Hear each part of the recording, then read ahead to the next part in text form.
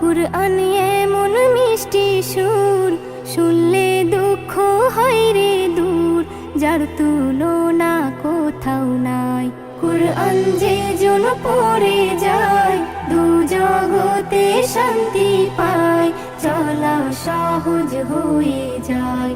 কুরআন যে জন পড়ে যায়। এস.এম. নজরুল বলে, এসো না সকলে হই কুরআনের পাখি। এস.এম. নজরুল বলে, এসো না সকলে হই কুরআনের পাখি। ইবাদতের